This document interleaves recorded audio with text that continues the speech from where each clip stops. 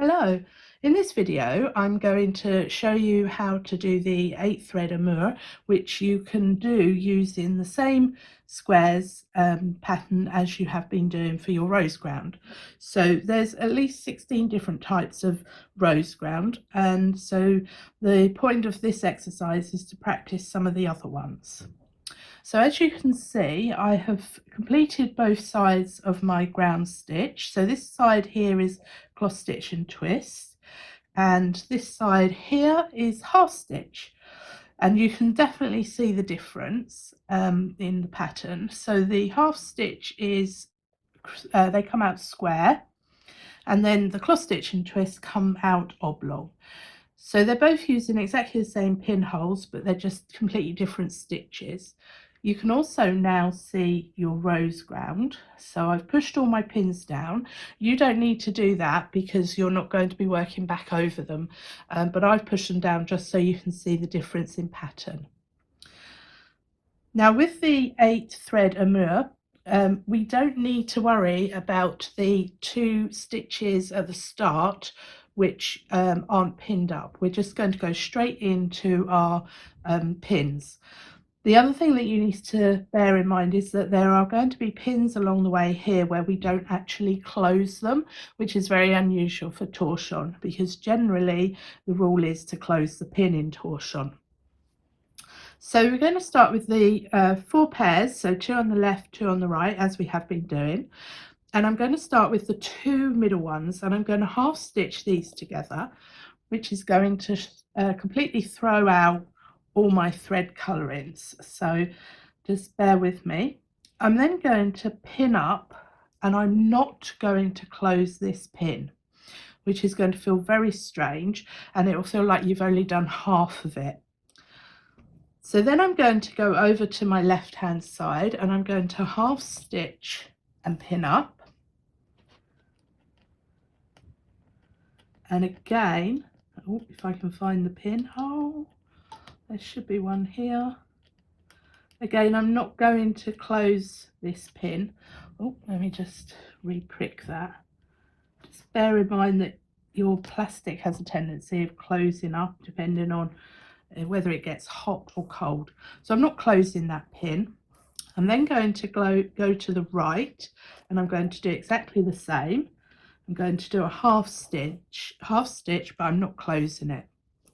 I'm then going to take my 2 middle pairs, and I'm going to half stitch those 2 together.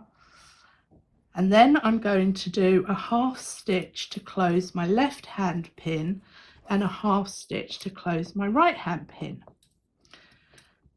And you'll see that my threads got back together. So I wasn't quite expecting that. And then the last part is to do a half stitch for the bottom pin, pin up, but again you're not going to close that pin. So this is going to be very odd because you're so used to closing the pin. So then we're going to move on to the next one. So what we're going to have is 1 pair coming from that pin, and then a pair coming from the bottom pin, but it's going to be open. So just bear that in mind. So I'm going to bring in my next 2 pairs here. So I don't have to worry about my cross stitch and twist because that was on the other rose ground. So I'm just going to go straight in, and I'm going to do my half stitch with my 2 middle pairs, but I'm not closing the pin. So then I'm going to the left, and I'm going to half stitch, pin up and not close the pin. Then to the other side, and I'm going to do a half stitch, pin up, and again I'm not closing the pin.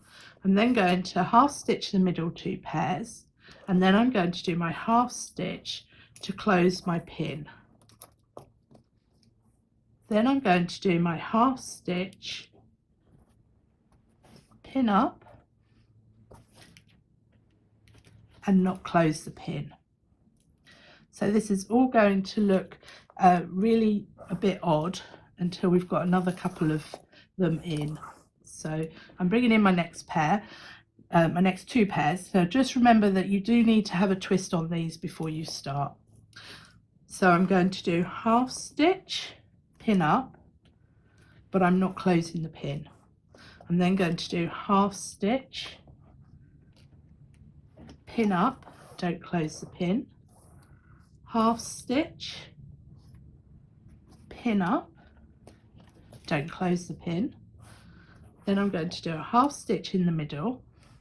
I'm then going to do a half stitch to close the left hand pin, a half stitch to close the right hand pin, and then I'm going to do a half stitch and I'm going to pin up and not close the pin. And as you can see, it all looks a bit of a jumble and some of my pairs are split up. So then I'm going to go back up to the top up here, and I'm going to find my next 2 pairs on the right. So remember, you've got 1 pair coming from 1 pin and 1 pair coming from an open pin. So I'm half stitching, pin up, half stitch, pin up, but again don't close your pins, half stitch, pin up. Then you're going to half stitch the middle 2, then you're going to half stitch to close the left pair, half stitch to close the right, half stitch in the middle,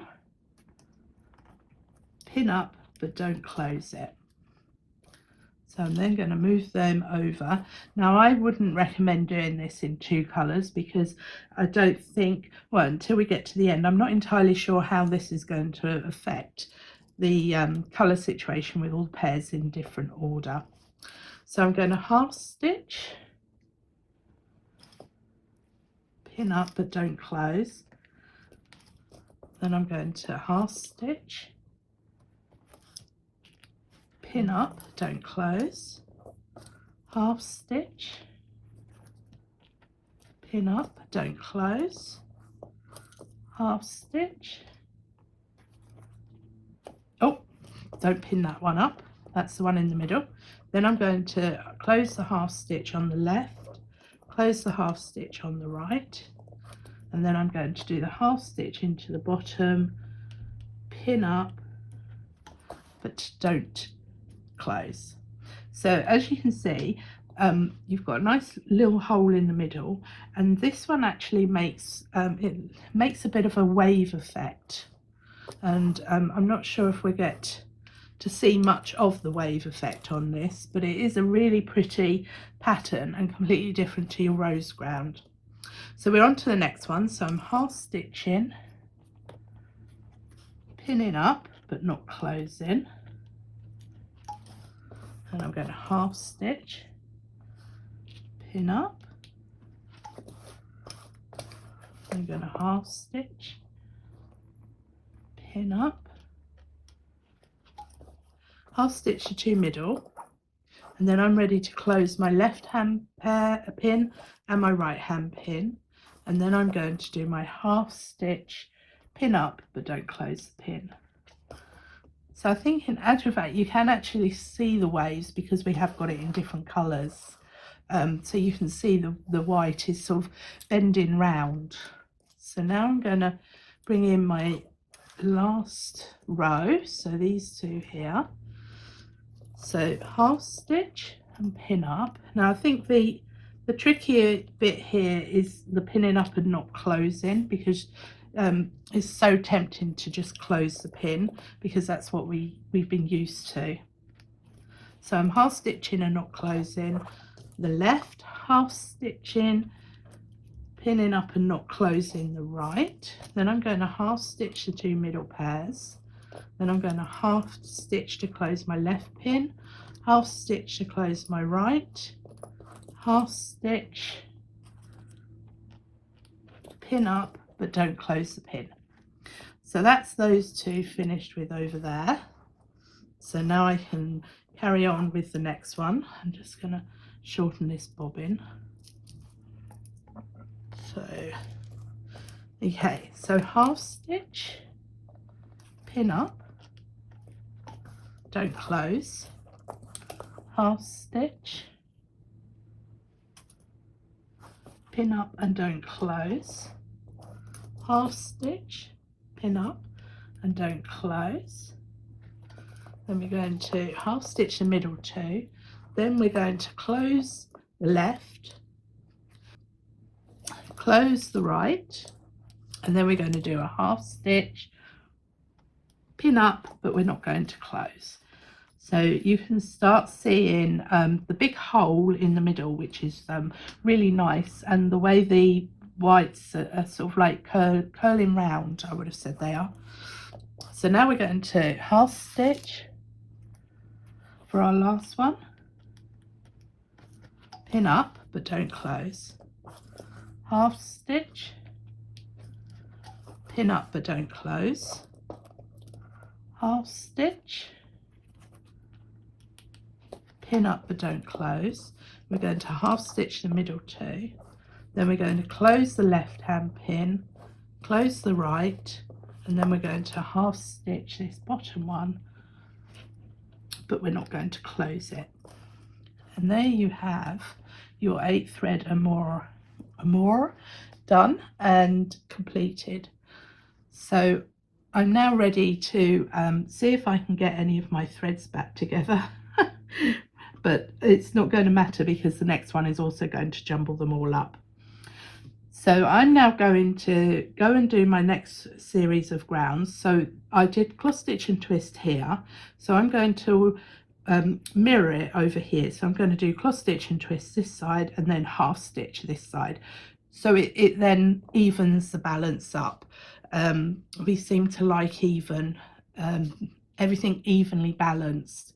So that's my next point of call, and then I'm going to show you a different version of the rose ground. Thanks for watching.